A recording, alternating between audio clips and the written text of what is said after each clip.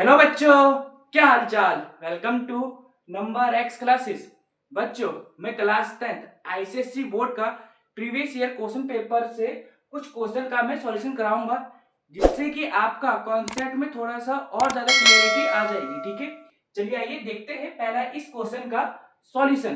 ठीक है, ये क्वेश्चन कुछ इस तरीके से था कि ये बोला था कि आपके पास ये इक्वेशन है, इसको किसके इक्वल प्रूव करना है, 2 के इक्वल प्रूव करना है। ये जो क्वेश्चन था ये आपके 4 नंबर में पूछा गया था। ठीक है, चलिए आइए इसका सॉल्यूशन अब हम देखते हैं। ठीक है, सिंपल सा है। पहले मैं देख सकता हूं यहाँ पर मेरे पास एक आइडेंटिटी ये बन रही है, एक आइडेंटिटी ये बन रही है। ठीक है, कौन सी आइडेंटिटी बन रही है? एलजेब्रिक आइडेंटिटी बन रही है। ठीक है, किसी को भी अगर एलजेब्रिक आइडेंटिटी पता होता है इसका, ठीक है, वो आसानी से कर लेता है। जिसे नहीं पता होता वो फिर एलसीएम लेके फिर वो नंबर दिया करने लग जाता है, जो कि होता भी नहीं फिर सॉल्यूशन। ठीक है, सिंपल सा ये देख सकता हूं मैं, A cube plus B cube. आपको पता है A cube plus B cube का फॉर्मूला क्या होता है भाई?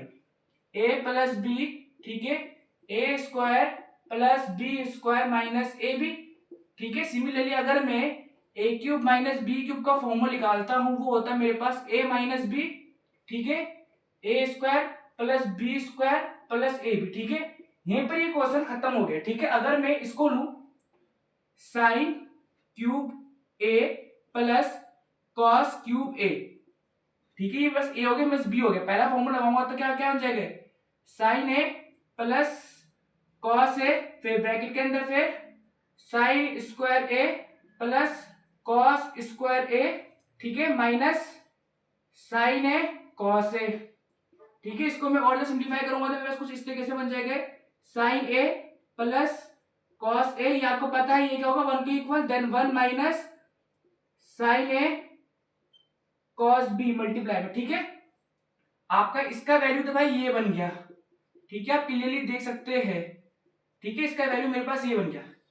क्लियर, इसका वैल्यू ये बन गया। अब मुझे किसका निकालना है? अब इस वाले की वैल्यू। तो मेरे पास ये क्या है, sine cube A minus cos cube A is equal to, अगर ये फॉर्म में देखोगे तो क्या होगा, ए माइनस बी, मतलब sine A minus cos A, फिर ब्रैकेट के अंदर sine square A plus cos square A plus sine A cos A आ गया। ठीक है, सिंपल से मैंने क्या करा है, फॉर्मूला में वैल्यू पुट करा हुआ। ठीक है, इसको भी थोड़ा सा सिंप्लीफाई करते हैं तो मेरे पास कुछ इस तरीके से बन जाएगा। आप देख सकते हैं यहाँ पर ये क्या बन जाएगा, 1 1 प्लस, ये मैंने 1 ऐसे नहीं लिखा, ठीक है, ये आपकी आइडेंटिटी है, ये आपकी क्या बनती है, आइडेंटिटी। ठीक है, कौन सा आइडेंटिटी? ये वाला, sine square A plus cos square A is equal to 1 वाली। ठीक है, तभी मैंने यहाँ पे 1 लिखा हुआ है। तो मैं देख सकता हूं मेरे पास इसकी जो वैल्यू है, ठीक है, वो ये आ चुकी है।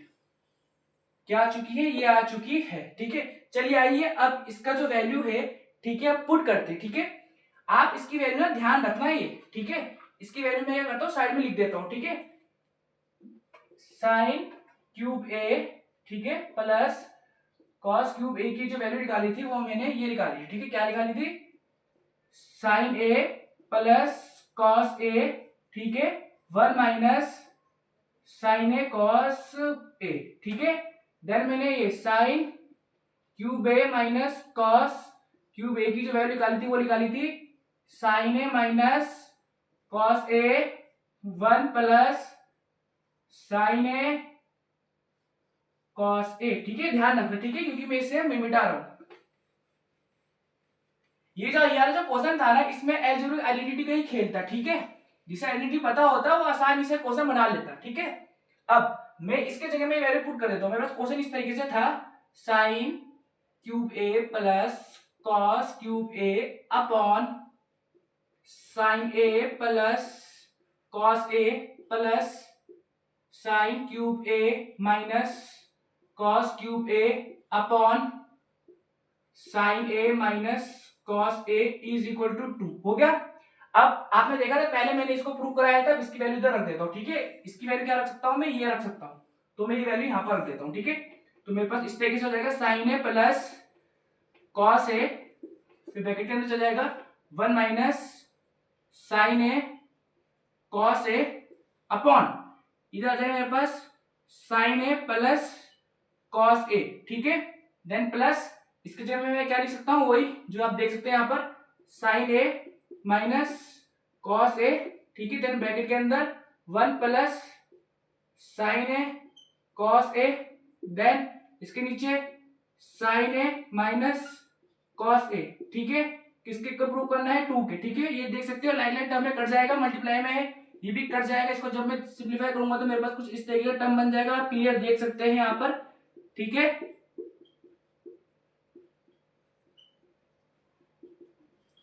ये माइनस ये प्लस लाइट लाइट टर्म में कट जाएगा, 0 आ गया, ठीक है। 1 प्लस 1 कितना हो गया, 2 is equal to 2, hence proof. अब आपका ये जो 4 नंबर है कंफर्म हो चुका है, ठीक है। अब मैं आने वाले आपको सेक्शन में मिलता हूं जिसमें कि मैं ऐसा ही एक मजेदार क्वेश्चन आपको कराऊंगा। अब मैं आपको मिलता हूं आने वाले क्वेश्चन है, सर्कल से पूछा गया था 3 नंबर में, ठीक है। मैं जितने भी क्वेश्चन कराऊंगा वो मैं अच्छे लेवल वाले कराऊंगा, ठीक है, ताकि आपका कॉन्सेप्ट क्या हो, क्लियर हो, क्योंकि ये वाले जो क्वेश्चन है इसमें आपके 2-3 कॉन्सेप्ट लगेंगे एक साथ, ठीक है, जिससे कि आपका कॉन्सेप्ट अच्छे तरीके से रिवाइज हो जाएगा, ठीक है। मैं जो क्वेश्चन जितना भी करा रहा हूं उसमें आपका कॉन्सेप्ट रिवीजन के लिए, ठीक है, ध्यान रखना। अब देखते हैं इस क्वेश्चन का सॉल्यूशन। बोला क्या है, ओ आपका क्या है, सेंटर है, ठीक है, टेंजेंट है आपका जो कि टच कर रहा है ए और बी पॉइंट में, ठीक है, और बाहर जाके यहाँ पर मिल रहा है पॉइंट पी में जो कि गिवन है 70 डिग्री। मुझसे पूछा क्या है, ए और बी, मतलब ये वाला एंगल पूछ रहा है, ठीक है, जिसको कि मैं क्या मान लेता हूं एक्स, क्लियर। दूसरा क्या पूछ रहा है, A M B, A M B बोलने का मतलब ये वाई, ठीक है। तीसरा मुझसे पूछ रहा है ओ ए बी, मतलब ओ ए बी, ये वाला एंगल, यहां से अगर लाइन खींचूंगा तो ये वाला एंगल, ठीक है। इसको मैं नाम देता हूं आपका, इसको नाम देता हूं स्मॉल क्यू, ठीक है।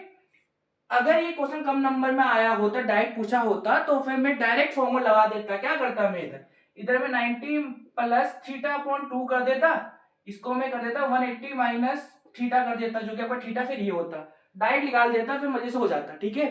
अभी 3 नंबर ही पूछा हुआ है, इसको थोड़ा सा इज्जत देके थोड़ा लंबे तरीके से करते, ठीक है। सिंपल में यहाँ पर देख सकता हूं मेरे पास ये जो बन रहा है क्या, अगर मैं देखूं तो O A P B is a quadrilateral बन रहा है, ठीक है, क्वाड्रिलेटरल बन रहा है ये। अब क्वाड्रिलेटरल बन रहा है, आपको पता है क्वाड्रिलेटरल का इंटीरियर एंगल का सम कितना होता है आपका 360, ठीक है। तो फिर मैं इन सब का सम कितना करूंगा, 360 करूंगा, ताकि मुझे क्या मिलेगा, मुझे मिल जाएगा फिर ये वाला एंगल, ठीक है। तो मैं सिंपल देख सकता हूं मेरे पास एंगल क्या है, A P B plus angle P A O plus angle A O B plus angle O B P, मतलब ये वाला एंगल ए पी बी, ठीक है। दूसरा मैंने ले रखा पी ए ओ, ठीक है। फिर मैंने ले रखा ए ओ बी, मतलब ए ओ बी, फिर मैंने ले रखा ओ बी पी, ठीक है। आपने एक थ्योरम पढ़ा होगा जिसमें ये बोला हुआ है कि अगर भाई टेंजेंट टच करके जाता है तो यहाँ पर जो एंगल बनेगा कितना बनेगा, 90 डिग्री बनेगा, तो ये भी कितना बनेगा, 90 डिग्री बनेगा। मतलब मेरे पास पी ए ओ 90 डिग्री है और ओ बी पी भी कितना है, 90 डिग्री, और इनका जो सम होगा किसके इक्वल होगा, 360 के इक्वल होगा। और ये मेरे पास कितने गिवन है, 70 प्लस, ठीक है, ये कितना है 90 plus A O B find करना है मुझे, A O B plus 70 is equal to 360, sorry 90 आएगा, ठीक है, 360, ये 180 वो 180 चल जाएगा, फिर A O B plus 70 is equal to कितना आ जाएगा 180। इसको जब मैं सॉल्व करूंगा तो मेरे पास ए ओ बी कितना आ जाएगा भाई, 180 माइनस 70 जो कि कितना आ जाएगा 110, ठीक है, 110 आ गया, कितना आ गया 110। अब मैं अगर देखूं, ठीक है, मेरे पास जो x की वैल्यू है, x कितना आ गया, मतलब ये ए ओ बी मेरे पास कितना आ गया, ये ए ओ बी आ चुका भाई मेरे पास 110, क्लियर। अब क्या निकालना है मुझे, y निकालना है, ठीक है। अगर मैं ध्यान से देखो, आपने वाला थ्योरम पढ़ा हुआ है कि जैसे कि यहां से एक सेंटर में एक एंगल बनाएगा किसी भी सर्कल का वैल्यू जहां पे टच करेगा, ये थीटा तो ये 2 थीटा हो जाएगा, इस तरीके का आपने पढ़ा होगा, ठीक है। अगर ध्यान से मैं देखूं, ठीक है, ये तो यहाँ पर लग रहा है पर मुझे वाला एंगल तो नहीं चाहिए, मुझे ये वाला चाहिए। अगर मैं इसके रिस्पेक्ट में देखूं, ठीक है, तो अगर इसका अगर मैं हाफ करूंगा, ये इसका रिफ्लेक्ट का हाफ करूंगा तो y की वैल्यू आ जाएगी, ठीक है। तो ये कुछ इस तरीके से बन रहा है ये क्वेश्चन, ठीक है। अगर मैं देखूं, ठीक है, इस तरीके से जा रहा है,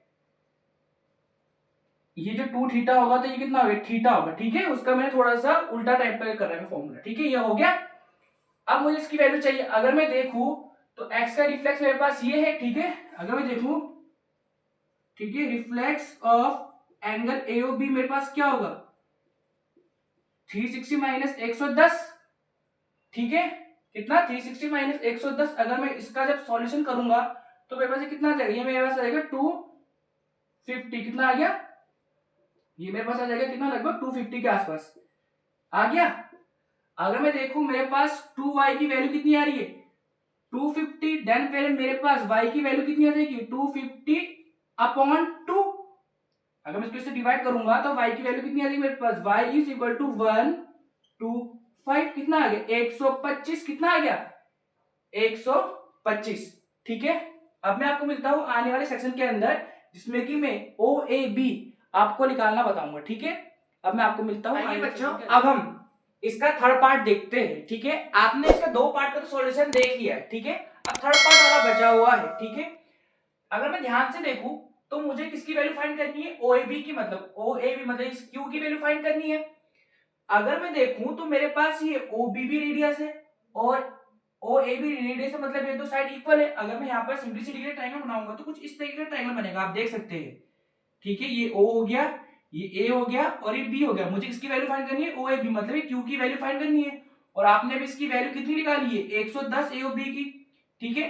और आपको पता है अगर आइसोसेलेस ट्रायंगल है इसके अपोजिट साइड इक्वल है तो फिर इसके जो अपोजिट एंगल होंगे ये भी इक्वल होंगे, मतलब ये Q तो ये भी कितना हो जाएगा Q हो जाएगा, ठीक है।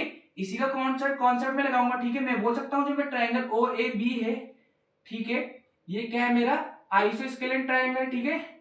आइसोस्केलेस ट्रायंगल मेरे पास ये, अगर मैं ध्यान से देखूं तो मेरे पास इंटीग्रल सम बनेगा वो क्या बनेगा Q plus 110 is equal to 180, ठीक है। देन ये 2Q plus 110 is equal to 180 आ जाएगा। इसको जब मैं सॉल्व करूंगा तो कितना आ जाएगा मेरे पास 70 आ जाएगा। देन Q की वैल्यू कितनी आ जाएगी मेरे पास 35, ठीक है। और Q बोलने का मतलब मेरे पास कौन सा एंगल है OAB, ठीक है। अगर आपको सॉल्यूशन पसंद आया चैनल को लाइक शेयर सब्सक्राइब करना ना भूले, ठीक है। अब मैं आगे ऐसा ही एक और मजेदार और अच्छा लेवल का क्वेश्चन लूंगा जिसमें कि आपका मल्टीपल कॉन्सेप्ट यूज होगा। अब मैं आपको मिलता हूं आने वाले सेक्शन के अंदर। एक और अच्छे लेवल का क्वेश्चन का सॉल्यूशन देखते हैं, ठीक है। आपका फिगर ये रहा, क्वेश्चन क्या बोला हुआ है, आपके पास ट्रायंगल है PQR, ठीक है। और जो ट्रायंगल है ना ये राइट एंगल ट्रायंगल गिवन है, ठीक है। बोला क्या है आपका PQ का जो लेंथ है, मतलब PQ का जो लेंथ है कितना है 24 है, ठीक है। और आपका QR का जो लेंथ है वो कितना है 7 सेंटीमीटर है, ठीक है।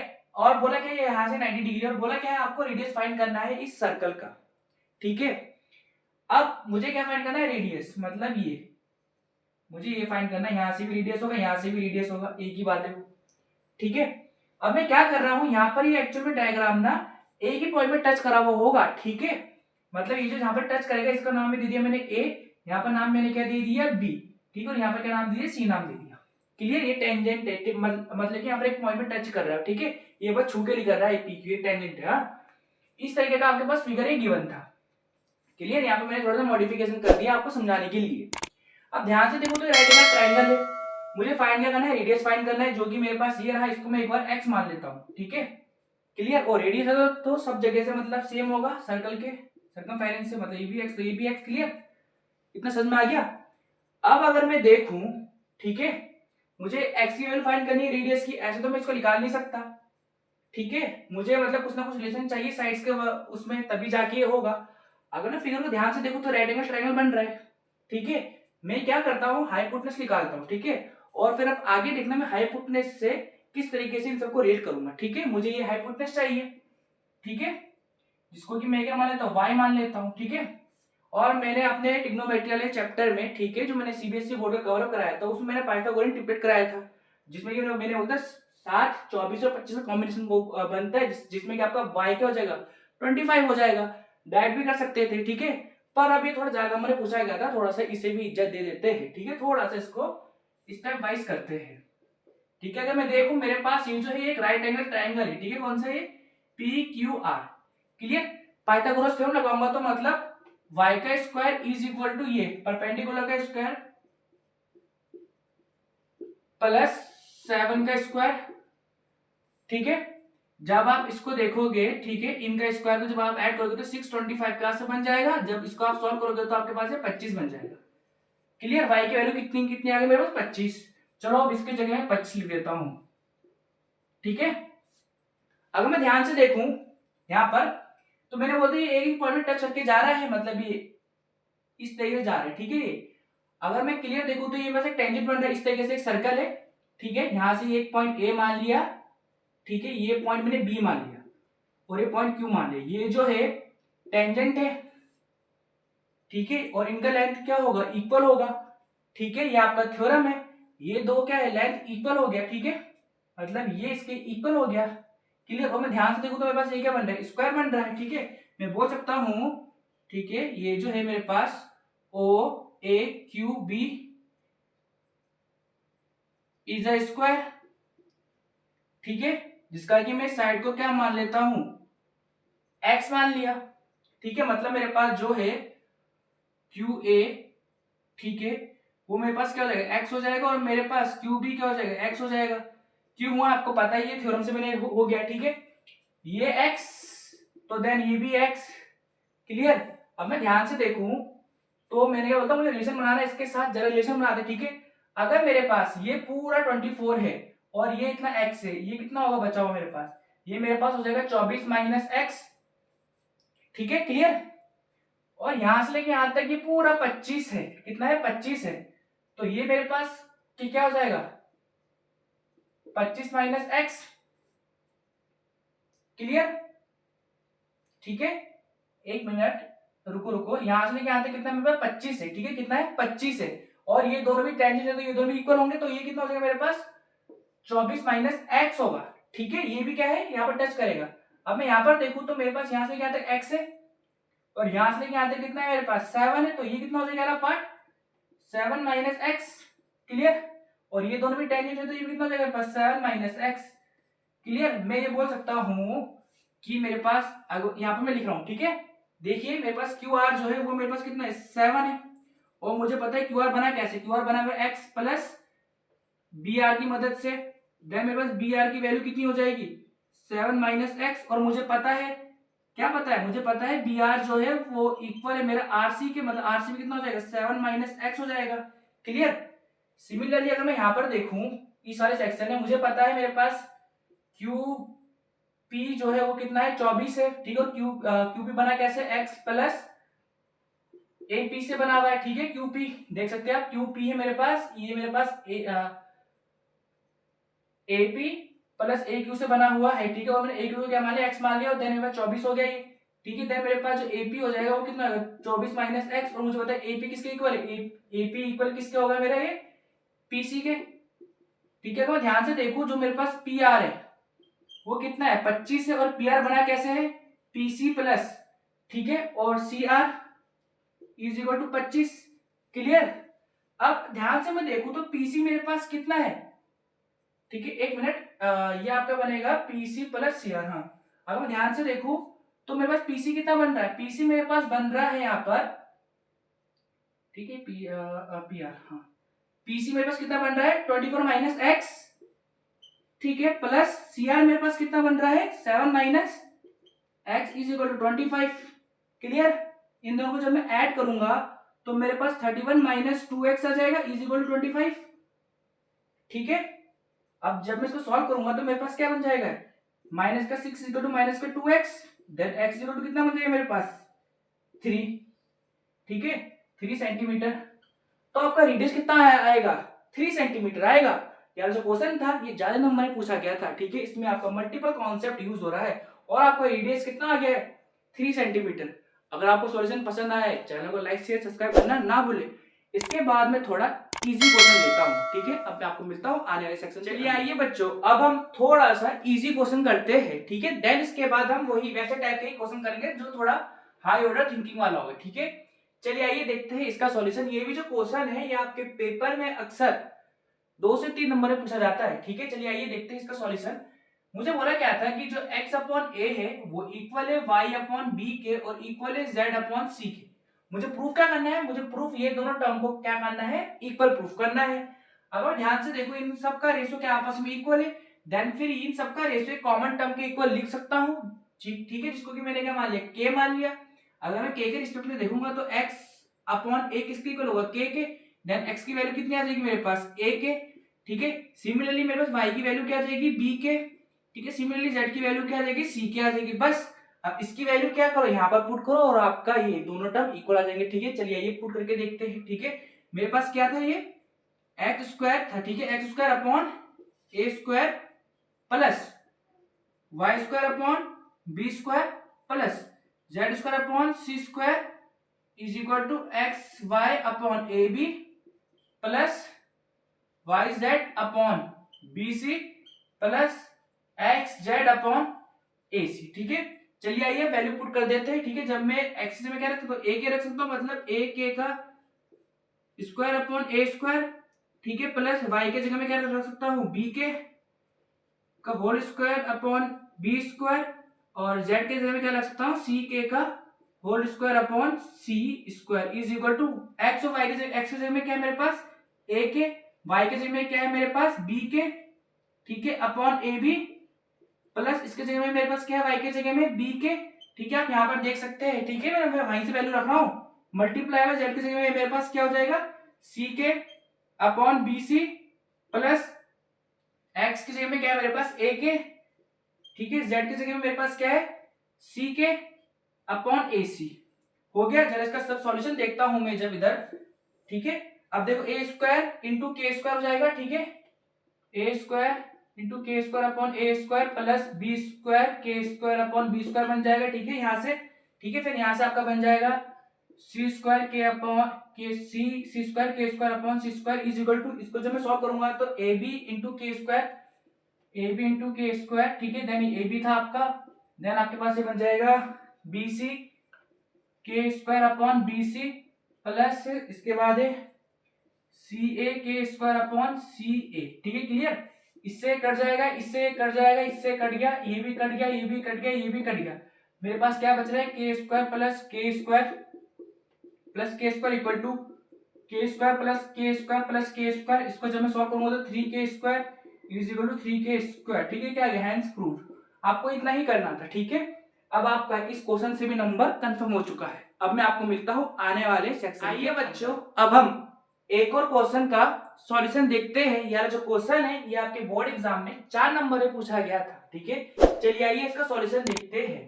ठीक है, क्वेश्चन इस तरीके से था, बोला था कि जो मिड पॉइंट है side of a triangle are, mid point given है। ठीक है, उनका कोऑर्डिनेट्स गिवन है, ये रहा, ये आपका एक कोऑर्डिनेट ये रहा, दूसरा ये रहा, तीसरा ये रहा। आपको क्या फाइंड करना है, उसके वर्टिसेस का मतलब कोऑर्डिनेट्स को फाइंड करना है।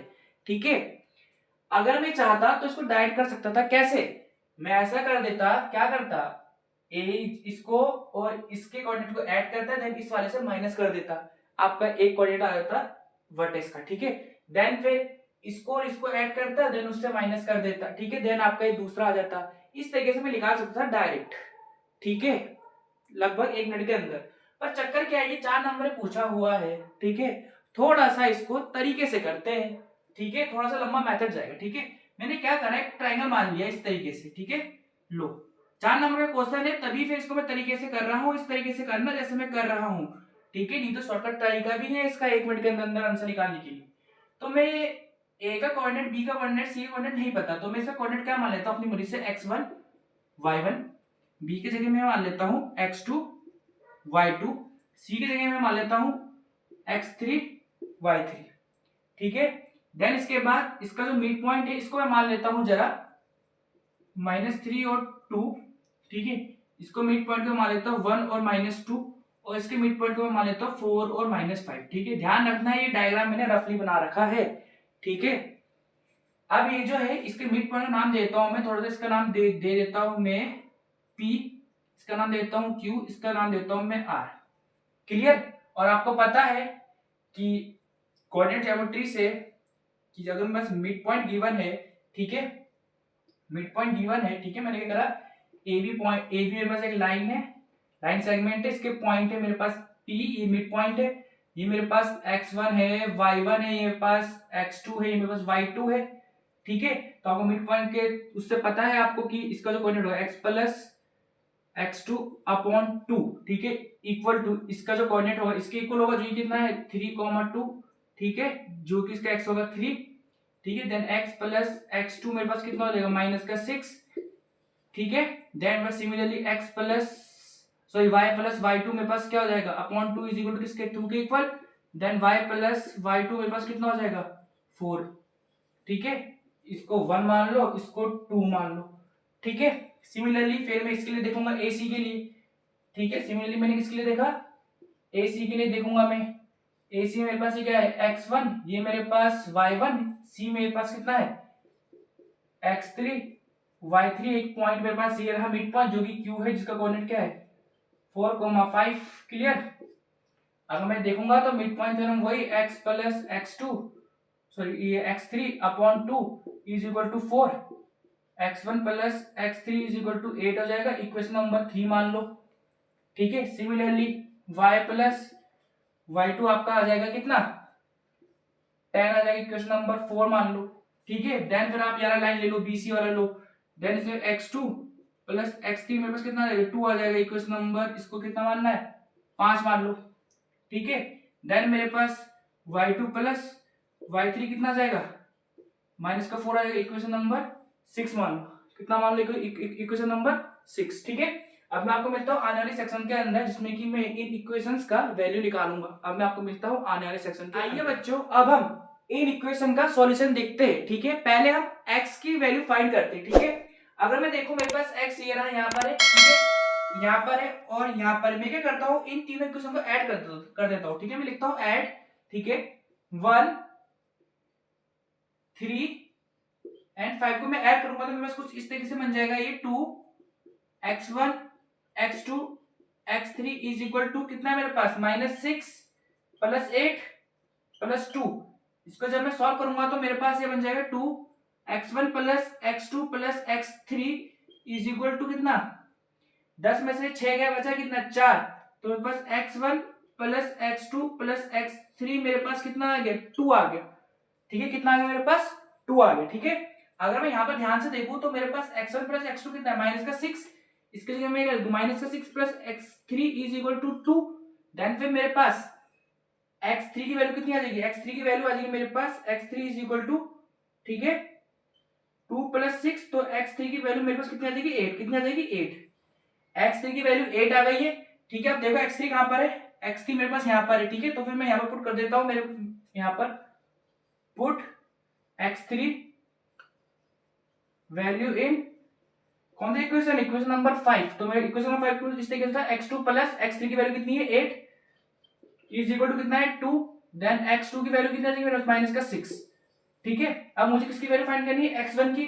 ठीक है, अगर मैं यहाँ पर देखूं, ठीक है मैं पुट कर देता हूँ x2 की value, put value of x2 in equation 1। ठीक है, मैंने कुछ भी नहीं करा है, मैंने x1 x2 x3 की वैल्यू क्या करी हुई है निकाला है। ठीक है, वैल्यू पुटिंग से। ठीक है, एक का आ गया तो मैं अलग अलग इक्वेशन में पुट करके निकाल सकता हूं, मैंने वही करा, पहले x2 का निकाला, अब मैं x1 का निकाल रहा हूं। ठीक है, यहाँ पर पुट करूंगा तो आप देख सकते हैं x1 प्लस x2 की वैल्यू कितना है माइनस का 6 इज इक्वल टू कितना आ जाएगा माइनस का 6।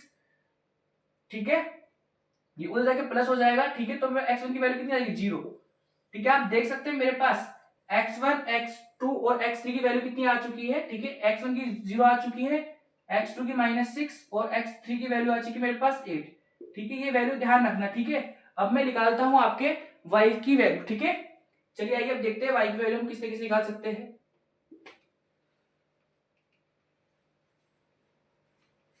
y की वैल्यू के लिए मैं सिमिलरली क्या करूंगा ऐड कर दूंगा, किसे ऐड करूंगा ये y वाले इक्वेशन। ठीक है, ऐड इक्वेशन 2।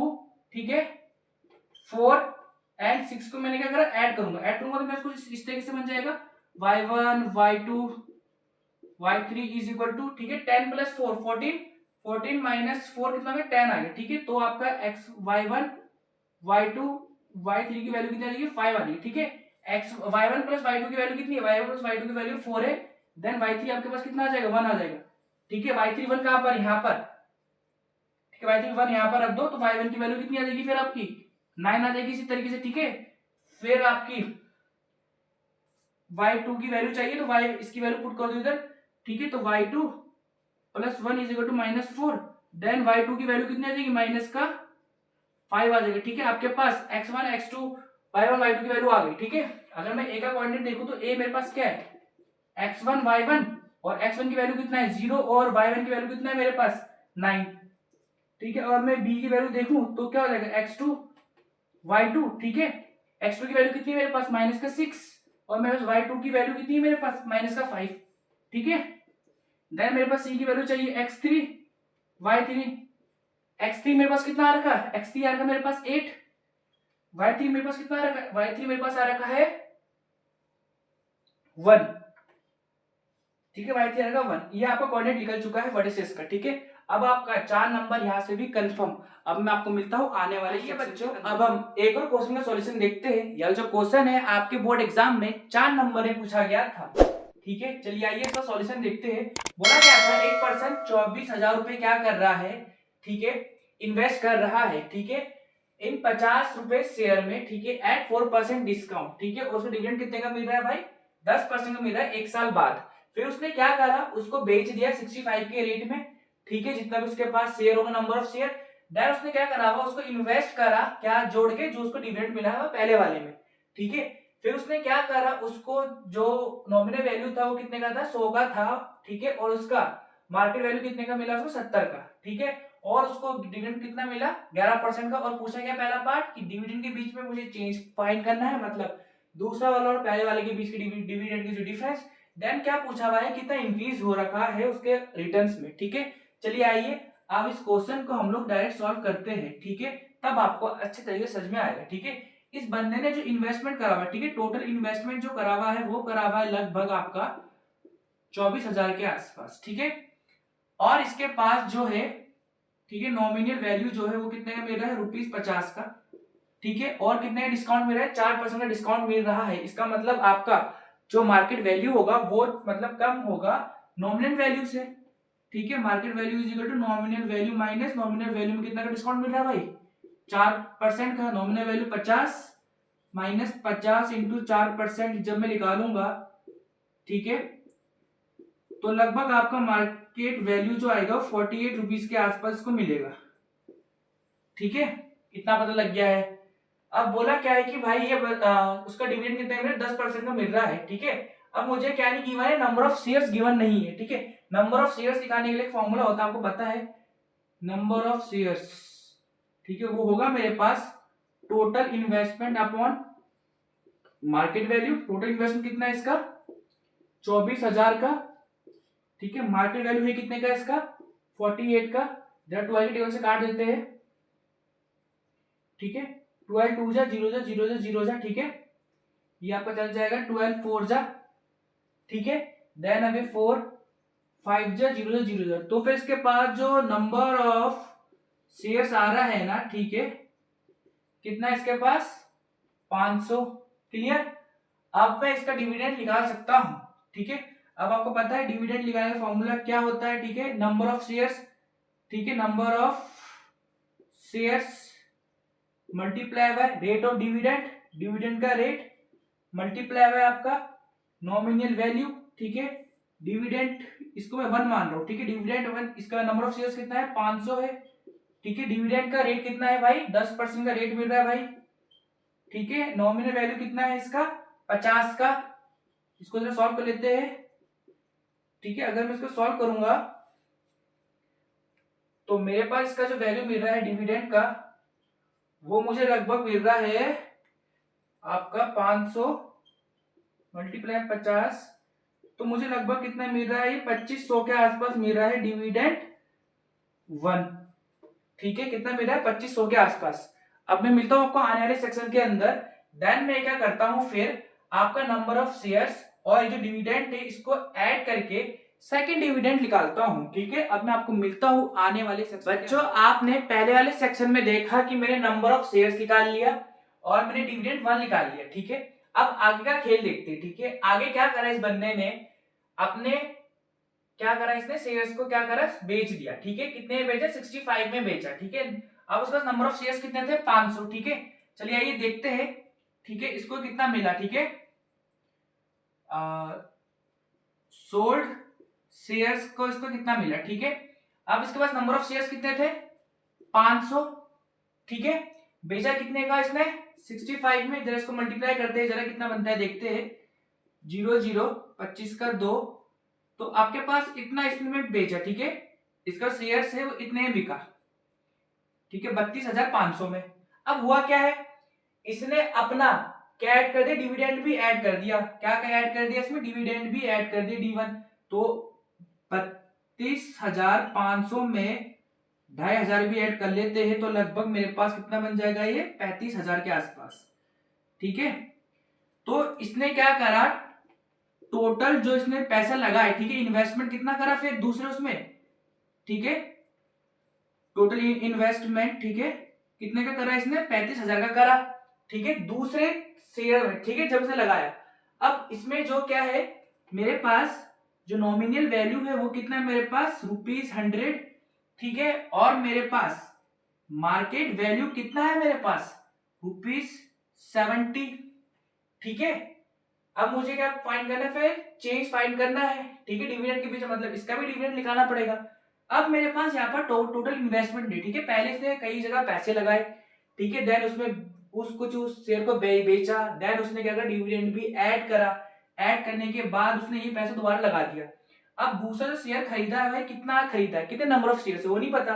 आपको पता है फॉर्मूला क्या होता है नंबर ऑफ शेयर्स का। ठीक है, टोटल इन्वेस्टमेंट, अब कितना इन्वेस्ट कर रहा है भाई, वो 35,000 रुपए इन्वेस्ट कर रहा है। ठीक है, और उसका मार्केट वैल्यू है कितना, ₹70।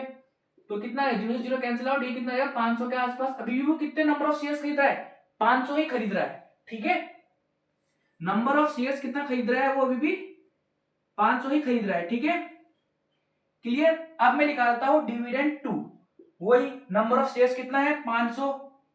ठीक है, डिविडेंड रेट कितने का है, अब 11% का। ठीक है, उसके अलावा मेरे पास अब नॉमिनल वैल्यू जो है वो कितना मेरे पास, 100। इसको इससे काट दूंगा तो मेरे पास जो डिविडेंड 2 आ जाएगा वो कितना आ जाएगा मेरे पास, 5,500। ठीक है, और मुझे पूछा गया था चेंज डिविडेंड में। देखो पहला डिविडेंड कितना मेरा था, 2,500 मिला था, अब कितना मेरा है, 5,500। देन मेरा क्वेश्चन ए का क्या होगा फिर, D2 माइनस D1, ये कितना 5,500 माइनस 2,500। ठीक है, तो फिर इसका चेंज कितने का आ रहा है, चेंज लगभग आ रहा है इसके में 3,000 का।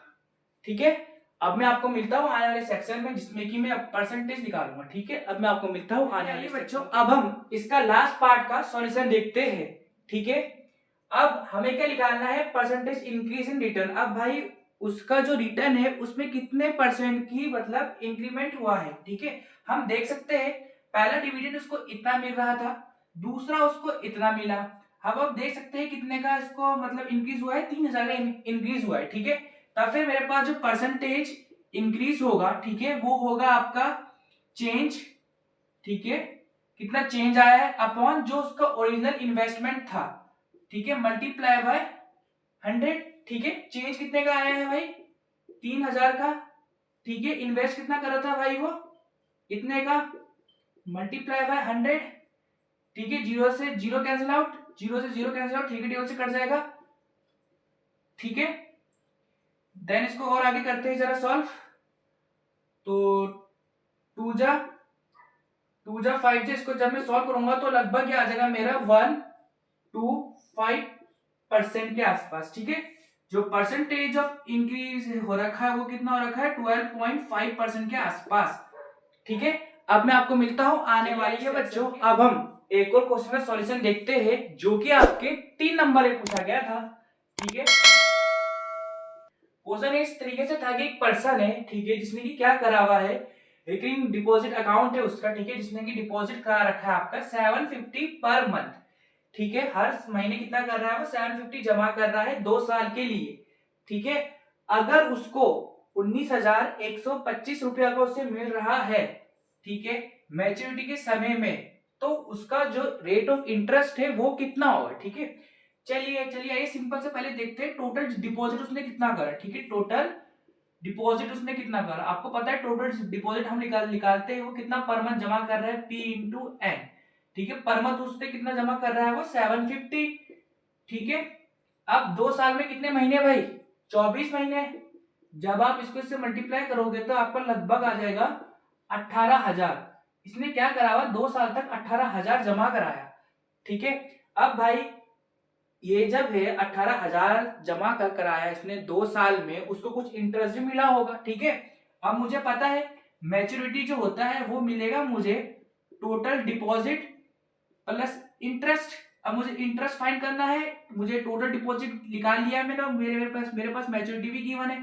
तो फिर मेरे पास इंटरेस्ट क्या आ जाएगा, इंटरेस्ट आ जाएगा मेरे पास maturity minus total deposit. Maturity कितना है मेरे पास 19,125 माइनस 18,000 करूंगा मैं, ठीक है, जो कि लगभग मेरे पास जो इंटरेस्ट आ जाएगा वो आ जाएगा मेरे पास 1, ठीक है, 125 के आसपास आ जाएगा, ठीक है, 1125 के आसपास मेरा क्या आ जाएगा, इंटरेस्ट आ जाएगा। और मुझे फाइंड क्या करना है भाई, इंटरेस्ट रेट।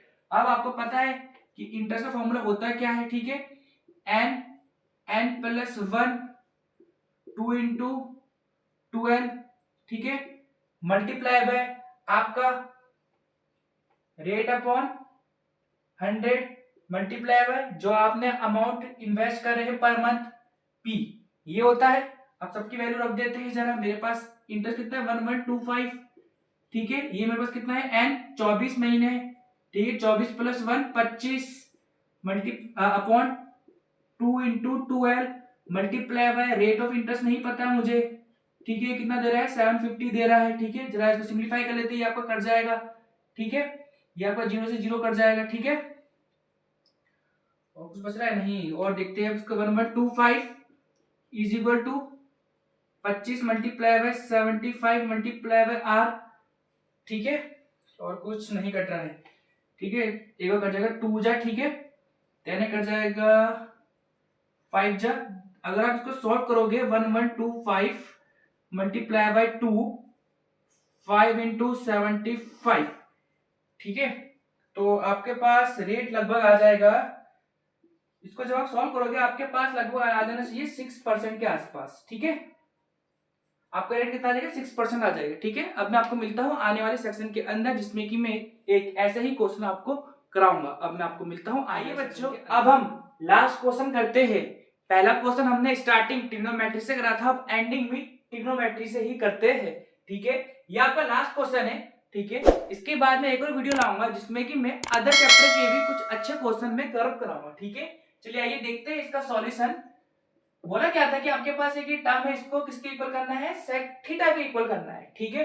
चलिए आइए देखते हैं इसका सॉल्यूशन। और ये जो क्वेश्चन था ना 4 नंबर में पूछा गया था। अब इसका सॉल्यूशन जब देखेंगे तो मेरे पास ऊपर ये है cos theta minus sine theta 1 plus tan theta upon 2 cos square theta minus 1, ठीक है, किसका इक्वल करना है, सेक थीटा, ठीक है, इसको मुझे क्या बनाना है, सेक थीटा बनाना है। अगर मैं देखूं तो मेरे पास यहाँ पर tan थीटा दिख रहा है, ठीक है। जब भी ऐसा क्वेश्चन आएगा हमेशा ट्राई करना है, ये ऐसे जो टर्म होते हैं tan theta cot theta sec हो गया cosec हो गया, ठीक है, उनको क्या करना sin और cos के टर्म में चेंज करना, ठीक है।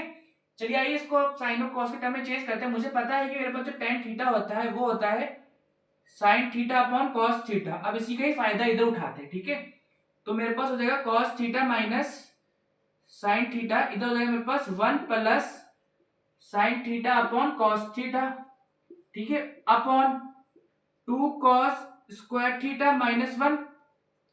इसको जरा सॉल्व करते हैं, जरा एलसीएम लूंगा जब मैं, तो मेरे पास कुछ इस तरीके से बन जाएगा। ये वाला टर्म देखो cos theta minus sine theta upon cos theta upon 2 cos square theta minus 1, ठीक है। इसको अगर मैं सिंप्लीफाई करूंगा तो कुछ इस तरीके से बन जाएगा cos theta minus sine theta cos theta minus cos, एक मिनट, हाँ ये प्लस है, ठीक है, plus sine theta upon cos theta नीचे then 2 cos square theta minus 1। इसको मैं ऐसे भी दिखा सकता हूं, ठीक है। जब मैं इसको ऐसे दिखा दिया, यहाँ पर देखो आइडेंटिटी बन रहा है a माइनस बी और a प्लस बी। आपको पता है a माइनस बी और a प्लस बी किसके इक्वल होता है, a square plus B square.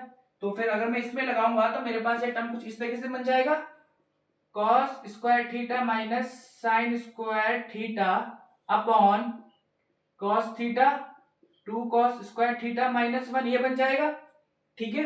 अब क्या करेंगे, अब यहाँ पर मुझे क्या दिख रहा है, 1 दिख रहा है, और मुझे पता है 1 को मैं इक्वल दिखा सकता हूं sine square theta plus cos square theta.